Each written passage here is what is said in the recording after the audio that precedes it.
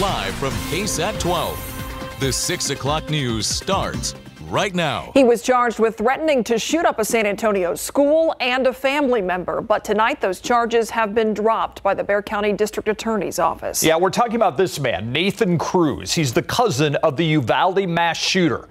Cruz arrested in August of last year, and according to an arrest warrant, a member of his family told police that Cruz, quote, wanted to do the same thing as his cousin.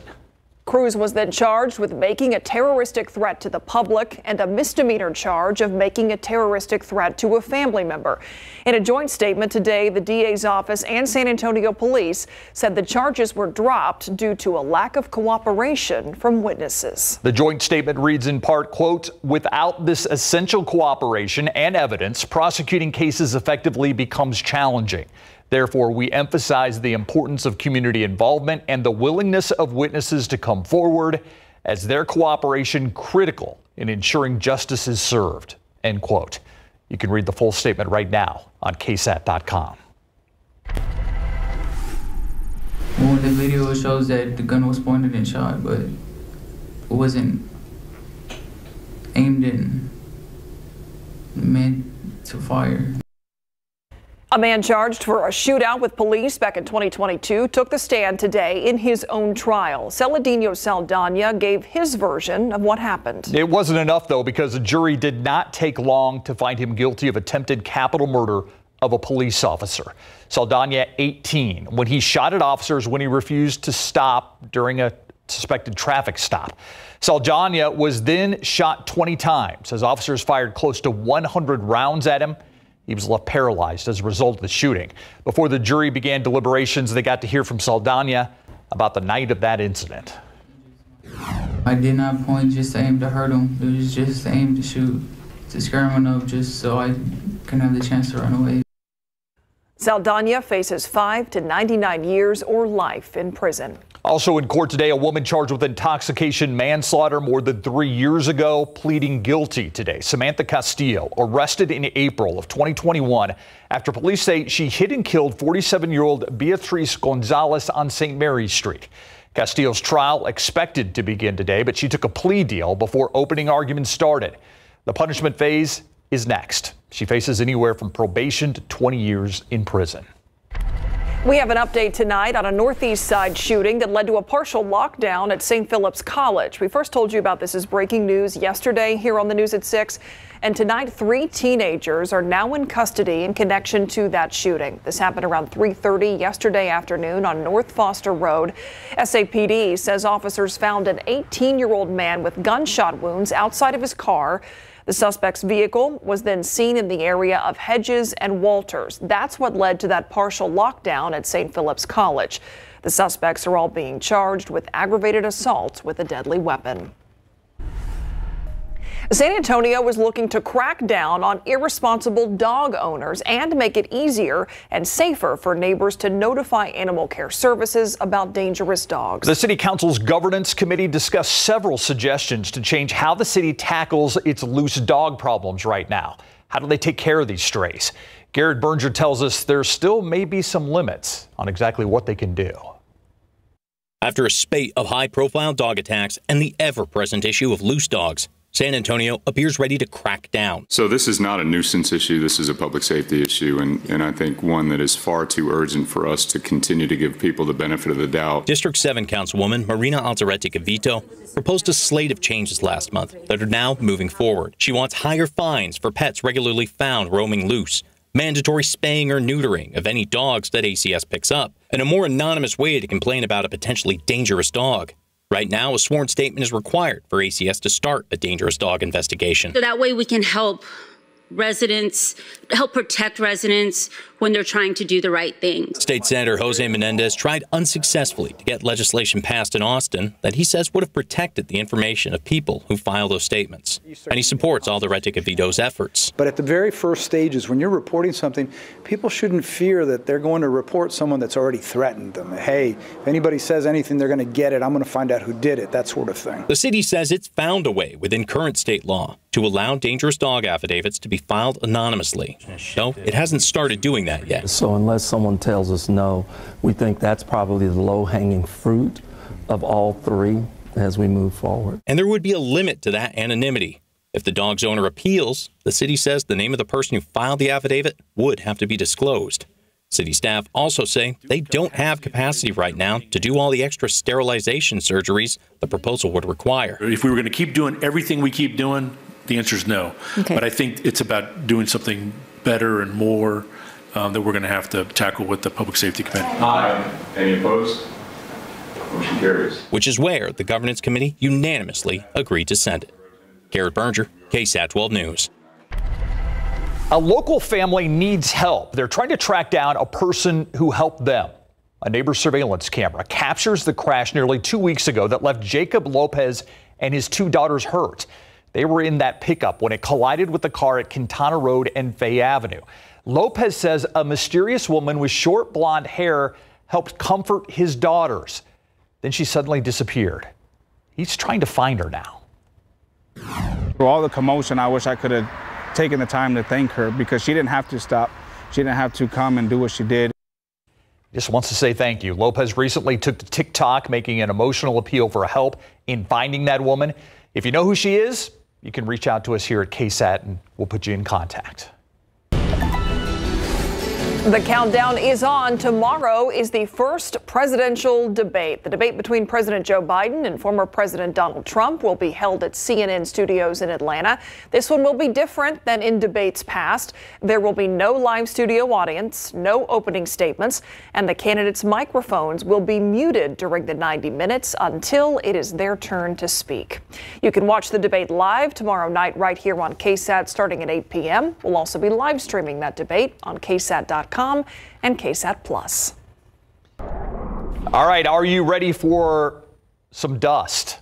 Apparently it is on our way because there's not a whole lot else on the radar screen right now. That's for sure. Some pop-up showers. Yeah, that's all we have is a few of those popcorn showers popping up far east of San Antonio where you see them typically this time of day and this time of year. But the dust is going to be noticeable by the weekend. We'll get into that in more detail and just how dense it's going to be in a bit. I want to talk about these little pop-up showers. And they often find their way into Lavaca County, DeWitt County, and points closer to the Gulf Coast. But this is about as close as they'll get to San Antonio. And even in the days ahead, as we see more of these, they're still going to be a distance away and pretty agriculturally insignificant, just a quick 1/10 of an inch or so. And that's about it from those. Our sky today locally, nice little cumulus clouds developing, but not enough to have the vertical growth to kickstart any showers or diurnal convection. That's Myra's favorite word. 97 today, and we're going to talk about when that dust arrives in just a bit. Thank you, Adam. Well, let's check out traffic right now. Let's go just south of downtown. This is 35 at Flores, and you can see traffic is moving. It's a little slow, though, on both the upper and the lower decks that are coming towards us right now. We are now just under an hour away from the NBA draft that will be airing right here on KSAT 12. And this year, the Spurs have not just one, but 2 picks in the first round. So the big question is, what will the Spurs do with those picks? Yeah, it's time to get picky.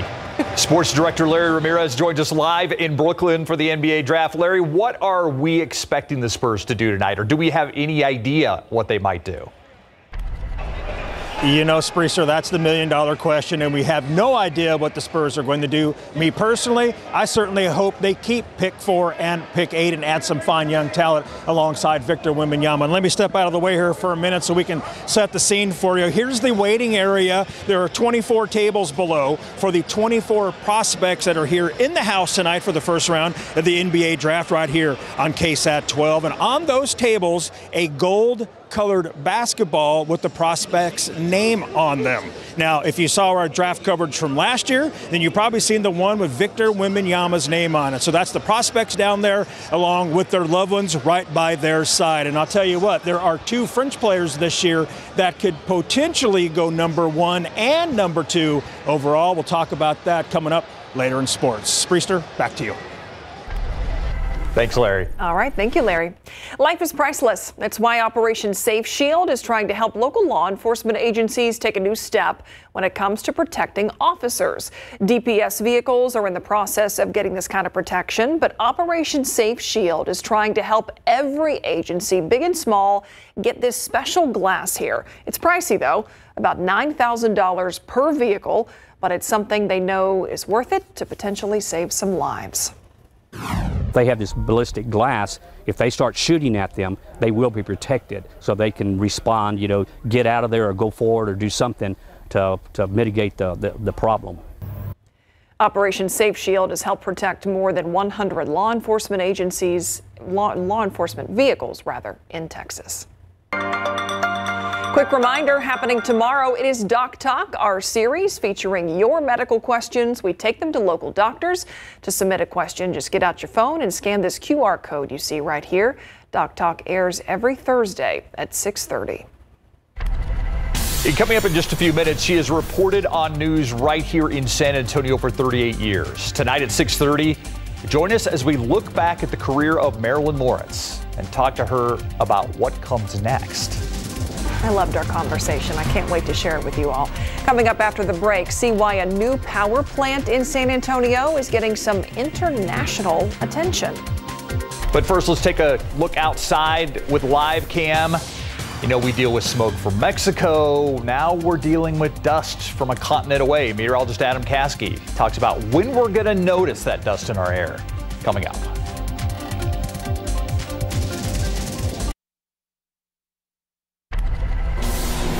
Floresville ISD is contemplating randomly drug testing 7th and 12th grade students, and the idea is getting mixed reviews from parents. Tonight on the Nightbeat, how the district votes on that matter, what parents have to say about it. There is a power plant here in San Antonio that's getting some international attention. Yeah, that's because it's housed in a local research facility and it's running off of carbon dioxide. Courtney Friedman takes us to Southwest Research Institute, where the plant just produced energy for the first time. A front row seat to the possible future of energy production. The pipes that are wrapped with insulation, those are the higher temperature. Okay. This is an experimental power plant built from the ground up at the Southwest Research Institute. The goal, to see if energy can be produced using carbon dioxide running through this turbine. Most of the world's power is made through steam. Supercritical CO2 is denser than steam, so that means your equipment can be smaller for the same amount of power. So what are examples of CO2? It's what's in here, what we exhale when breathing, and any CO2 that's released ends up in our atmosphere. Our breath is obviously small scale. It's things like burning fossil fuels that release huge amounts of CO2 in the atmosphere. So any project that uses it for good is great for the planet. It is a use for CO2 that we capture, so it prevents it from going out to the atmosphere. And more importantly, because CO2 is more efficient than steam. Southwest Research Institute's Machinery Department Director Tim Allison oversees the project. Manager Jonathan Wade is the hands-on day-to-day supervisor, and he was ecstatic last month when the plant produced energy for the first time. This is the beginning, and you're running different tests to see what works. Exactly. Great. It could soon put out enough energy to power 7,000 to 10,000 homes. It's also compatible with other say renewable sources of heat, so advanced nuclear power plants are interested in this technology. Geothermal actually can use it. We do have inquiries from companies all over the world. This is a lot bigger than future plants. It's spread out specifically to become a training location for the foreseeable future, putting San Antonio on one of the most important stages there is. It's a great honor. Courtney Friedman, KSAT 12 News. All right, let's talk about the forecast now, and that dust is about to arrive. Is it something we're really going to notice, Adam? I do think you'll notice it by Sunday in particular. Now, in terms of any effects to you, probably not, unless you have an extremely sensitive respiratory system. But mostly, it's going to be a haze in the sky and more vibrant sunrises and sunsets. Gives it that little extra color, kind of like when we had the smoke in the air, right? But luckily, this isn't smoke. It's just natural occurring dust that we always get in the summer. All right, let's talk about our headlines. Rain. I wish I had better news, but just stray coastal showers like what we talked about earlier. DeWitt County, Lavaca County, and closer to the Gulf Coast. Heat index 105 or even higher, even up to 108 at times for a few hours in the afternoon. and that goes for the foreseeable future. Then that African dust first arrives Friday night. I want to talk about our pattern because we have the upper level high not centered right over Texas. It's over the desert southwest right now. So our steering flow is this north wind, which, I often say opens the door for some leftovers, right? We just need those leftovers. We didn't get the leftovers today. Oklahoma, Arkansas, and then parts of East Texas and still Houston is getting some of the leftovers of that complex of storms that developed late last night and early this morning as it pushed southward. So we missed out on that one. But that upper level high is actually keeping the dust out of our air for now. Notice some light concentrations over the Gulf of Mexico and then the thicker, more dense dust in the Atlantic about to work its way into the Caribbean. Now we'll see the lighter amounts late Friday into early Saturday, just a subtle haze in the sky, no big deal. But I do think that with the change in our steering flow aloft, some of that dense dust, the higher concentrations with these darker colors will get pushed in by Sunday. So an especially noticeable haze then, and of course the better sunrises and sunsets. It's going to stick around for a few days, it looks like. As for the tropics, we're tracking two areas, one way out in the Atlantic that's closer to Africa, and another one that's in the Caribbean, this same cluster of storms we were talking about yesterday. And these systems are both pushing westward with a slight chance of development. Now, even if we see a little bit of development from the cluster that's in the Caribbean, I still think the moisture and energy from it, no matter what it comes of this system, probably not a tropical storm, but even the leftover moisture and energy, unfortunately, will likely be kept south of us. Upper level high, keeping it south of us as it shifts overhead through the weekend. And then we get into next week and it anchors itself over Georgia, opening the door for some energy and moisture from the Gulf. Timing just isn't right for us with that system. 10% chance every afternoon. That's all we're looking at. That's mainly to account for the stray coastal showers. That's it. Isolated, quick splash and dash coastal showers next several afternoons. 79 degrees at 7 a.m. At noon, we're at 90 degrees, 97 for the high, and not much of a breeze tomorrow. That's one difference. Just a light and variable wind, 2 to 8 miles per hour. 97 in Hondo tomorrow in Floresville, Converse 97, 96 in Bulverde. And then it's just copy, paste, rinse and repeat. I still think we'll stay under 100 degrees, but we'll get close to it. We'll be flirting with it a little bit Monday, Tuesday, up to 98 for our high temperature then. Okay, thank you, Adam. All right, a year ago, I remember being in the Frostbank Center with thousands of my closest friends, waiting for the NBA draft to start. A guy had Wemby's head shaved, had his face shaved in the back of his head. I remember ESPN was there. Yeah. Not quite the Wemby excitement this year, but it's still a mystery what the Spurs are going to do. Yeah, plenty of mystery there. The world of possibilities are endless in this year's draft. But if we do know one thing, the rise in quality prospects out of France is undeniable. Larry Ramirez joins us with more on that from Brooklyn. And Jim Schlossnagle speaks after leaving Texas A&M for rival Texas a day after the Aggies World Series loss. We'll be right back.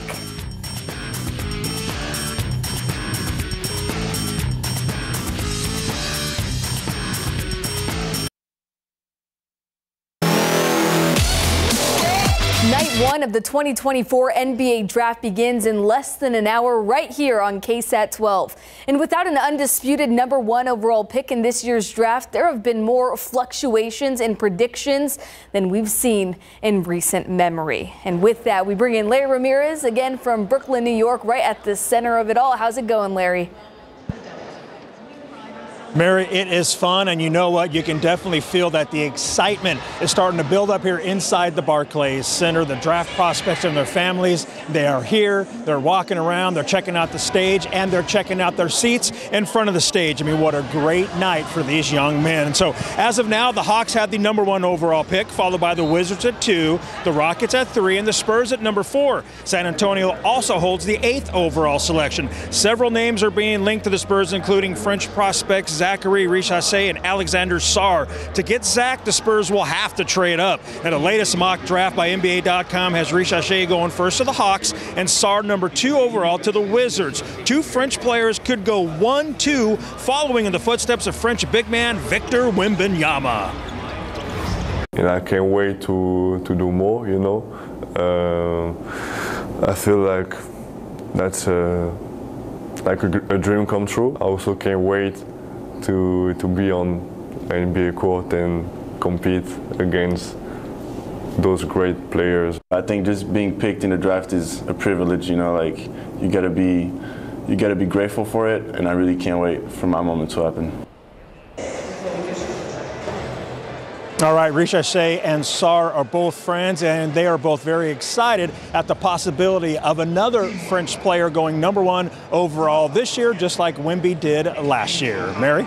It's awesome to see. All right, Larry, the Spurs have a big opportunity, 4 tries at this rookie class. Though it's not as exciting as last year, it's still an important draft, right? Absolutely, this is a very important draft. I mean, as we know, the Spurs have, you know, the alien on their roster, right? So they have to find some key players to put around him to maximize Wemby's strengths and to also make the team better. So yes, this is a very important draft for the San Antonio Spurs. All right, thank you so much, Larry, and good luck out there. All right, here's the schedule. Picks 1 through 30 will go today, starting at 7 o'clock right here on KSAT 12. Now let's see what former Spurs guard George Hill thinks the Spurs should do with their picks. They can redraft me if I was 21 again, no, but I don't know. You know, they do a phenomenal job of developing. As long as you got guys like RC, Brian, you know, Coach Pop holding the reins, they're in good hands. George Hill has full faith in the Spurs front office. We were at his Ballin' in the 210 basketball camp this morning, and you'll hear more about the camp on the Night Beat. There's a lot of decisions in life that you don't get to choose the timing. You don't get to meet with your team as you would like. And for that, I am sorry.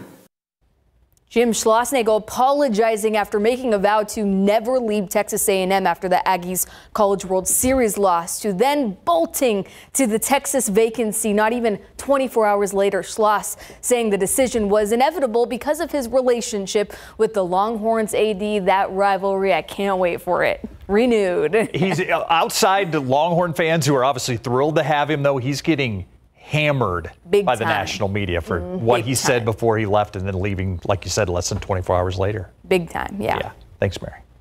Coming up next, we take a look back at the incredible career of Marilyn Moritz. Stay with us.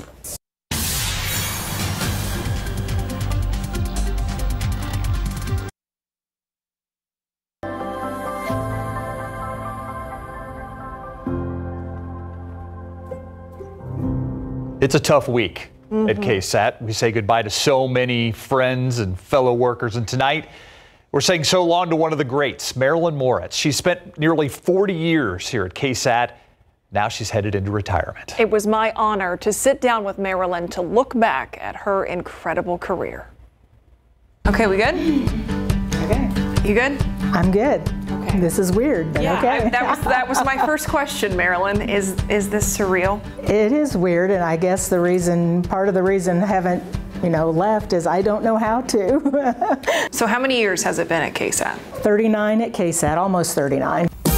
Now, KSAT 12's News Tonight. Good evening, everyone. I'm Marilyn Moritz. I started out in newspaper for 2 years. Okay. And then thought I'd try TV. I just liked the whole idea of digging for information, whether it's uncovering something or finding things that are useful information and putting it together in a story format that people can consume. So what year did you come to KSAT? 1985. Walked in the back door for my 1:30 shift and was on the air at 5 o'clock reporting, I kind of had 2 careers here, I think. I had the first half was working 50, 60-hour weeks doing all the big stories, go everywhere, do everything. It was great. I had great opportunities and anchored for a few years, 5, 6 o'clock news, and then some investigative reporting. And then my daughters were born. And life changed and got into kind of the consumer niche, which I've really enjoyed. Are there some stories that you will always say, these were my most memorable? 3 are top of mind, and they all focus on children. And I had done a story in 1989. A little girl named Alyssa Smith was going to be the first living donor liver transplant recipient, her mother the donor. And went and interviewed them. It was Thanksgiving. Alyssa, who's going on 3 now, has shown no signs of rejection. And they were so kind. They're just the sweetest family and have followed with them over the years. In fact, I saw them at Christmas. That sort of prompted an interest in organ transplantation. And so a family allowed us to follow them through the entire process. Doctors say Sage won't live much past his 2nd birthday. He must have a liver transplant. And from the moment they got the call, they called us, we got a call, and we threw our things in the car and drove to Houston, where the surgery was, and followed through there. And wonderful people. Sadly, he did not survive, the little boy. It was devastating. He survived the surgery, but there were complications after. And so we had come back, and so we put that aside. And she called me and said, let's proceed with the story, because had there been more awareness and more organs available, he could have had another chance. And so that probably is just the biggest one that has stuck with me, yeah. And then the third one, another wonderful family, the Millers. Little Cedric is 3 years old. Had a little boy, and the father had been a nurse, Army nurse during the Gulf War. And their son was born with some pretty severe birth defects. And so we followed through that, and the thinking was that it was exposure to toxic chemicals. And there were other families that we found in Texas and around the country with these seemingly odd birth defects, but they had this commonality. And I know so many people, when they hear what we do, they say, oh my gosh, there's so much bad news. It's so much heartache. And there's heartache in the stories that you said are your most memorable, but why have you kept doing this despite that? Why have you felt like those are stories that needed to be told? Well, I think that's exactly it. They need to be told, because how would people know? You know, maybe it just reaches one person or 10 people, and somebody, it causes somebody to do something, or it just opens their eyes to an issue they had not thought about. And not every story is going to affect, you know, thousands of people, but it might help a couple. And so day after day, it's sort of a cumulative thing. Well, we need to talk about that other life-changing event that KSAT led you to, your husband. Yes. So I don't even know the story. How did you and Dave meet? He was a photographer, and I was a reporter, and we went out on assignments, and we, you know, became friends. And then after about 4 years later, we got married. So. So what's next after this? What's next? You know, I will continue to, I think, write, but then just the sense of freedom to go wherever, whenever, right. You know. I can go to Costco on a Tuesday. No, on a school night, wow. You lead by example. You're an absolute professional, and you're going to be missed a lot. Thank you. I'll miss you. I'll miss this newsroom. That'll be the weirdest thing, but it's time, you know. The things ahead are always better than the things you leave behind. Thank you. It's been wonderful. Oh my goodness. No tears. No tears. None.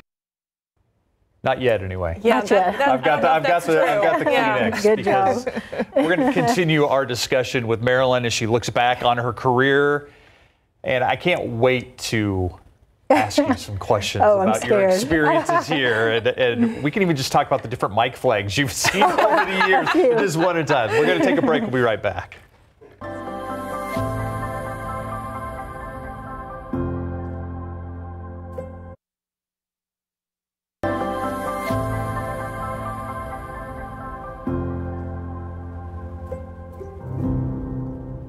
So the first Mike Flagg Marilyn used. It's hard to know where to begin. I mean, to sum up such an incredible career. Yeah, been through a few formats, you know, the big tapes, the little tapes, and now, you know, no tapes. Right. So yeah, a lot of changes in the industry for sure. Yeah, and I know you've been keeping in touch with some of those families we just featured, and you just heard from somebody. Yes, the woman with the little boy who did not make it, she had messaged me on Facebook this morning just thanking me for telling their story and that they had that memory on video, you know, as hard as that memory is. So that meant a lot to me because I didn't know, you know, after all this time. And then Alyssa, with the successful transplant, I saw her at Christmas to buy cookies from her children. I think that says a Full lot. circle. It says a lot about the role that you've played in people's lives and getting that information out there, even for somebody else. Yeah, it's been incredible. And I was cleaning out my desk and I found this little note. It said from someone who was answering the phones, when we answered phones, a man signed his Texas driver's license for organ donation because of your series. He just wanted you to know that. Oh. And I hung on to this. Yeah. You know. So and those little things, they mean something, right? It meant like a lot. You said, it doesn't always affect thousands, but if it affects that one person. Yeah, and I've just so appreciated the feedback from viewers over the years, whether it's a phone call, an email, a card. I got some lovely cards this week that was so sweet of people, and then just running into people in the grocery store, and I hope that continues.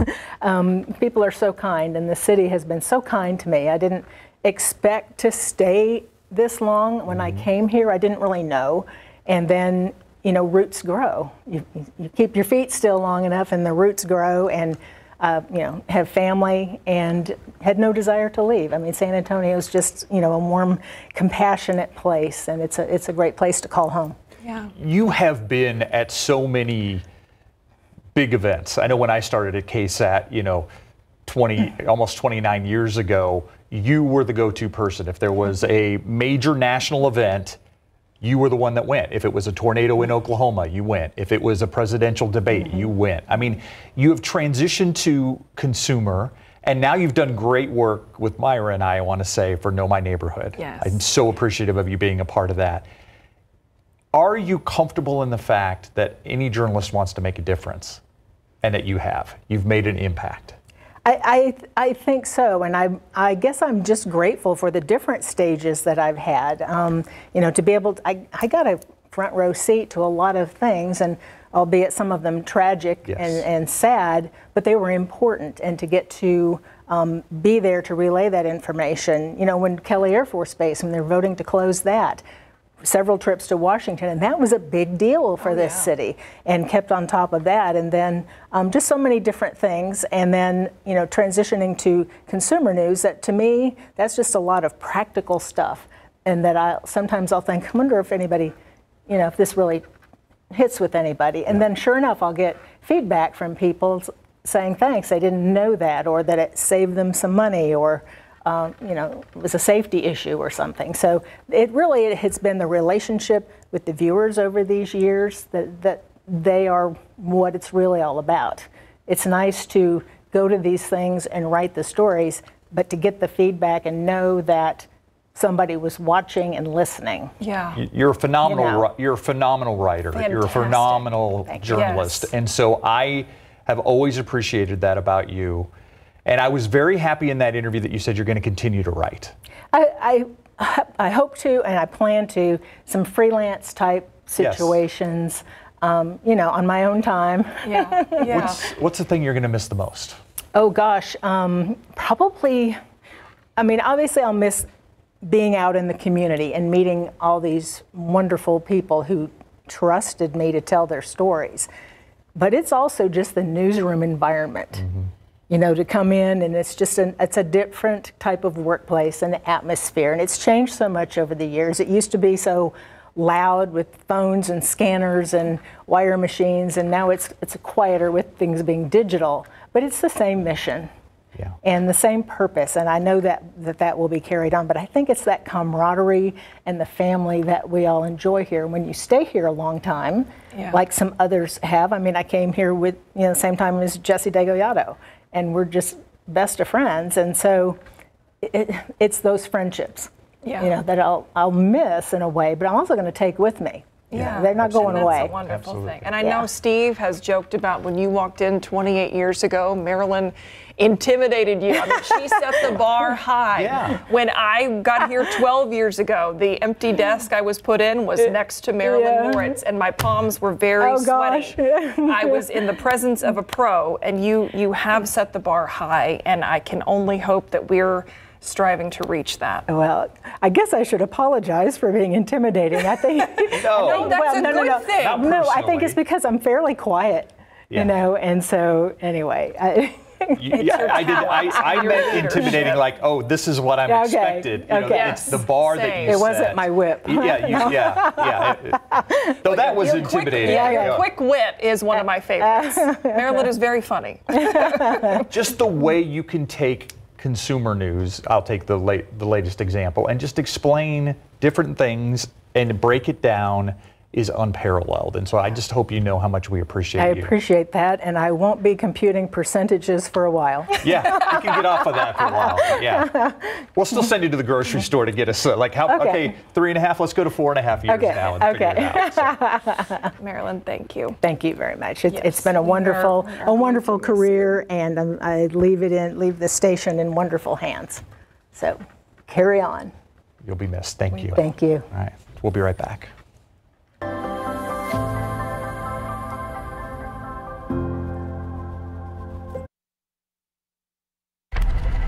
Look outside with live cam this evening. It's plenty warm out there. Let's get right to Adam Caskey for the very latest. Yeah, and we have the nice patchy fair weather clouds that have been popping up overhead, and I liked this comparison. Formation of the clouds mimicking the plowed fields that they're hanging over. We see the little lumps of grass and vegetation out there. Kind of looks like that in the sky, but at least the field's very green. That was down in Kennedy. That's where we've had more rain than we have locally and west of San Antonio. And a few of those isolated pop-up downpours here and there every afternoon, even one lightning strike east of Hallettsville, and just a couple of brief splash and dash showers that are coming to an end in DeWitt County. Once you lose the daytime heating, that sun gets low, you lose those. Triple digits north and west Texas, but not here today. 97 was our high temperature. Tomorrow's going to be very similar. 79 in the morning, 97 in the afternoon, and we'll be closer to triple digits along the Rio Grande tomorrow. African dust arrives by this weekend.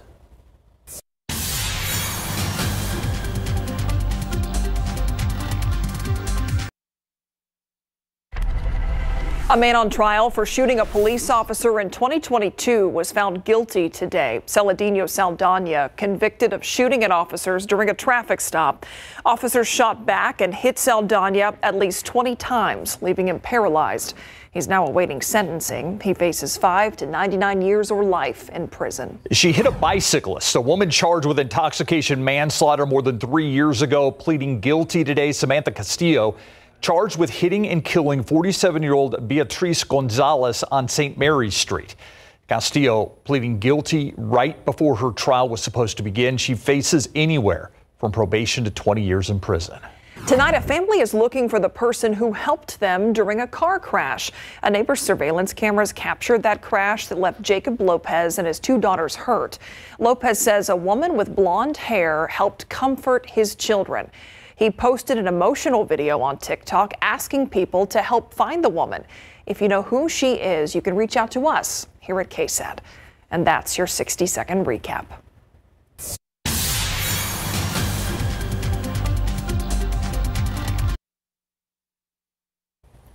I want to show you our live cam right now because you see how clear and crisp downtown is on the left side of the screen off in the distance.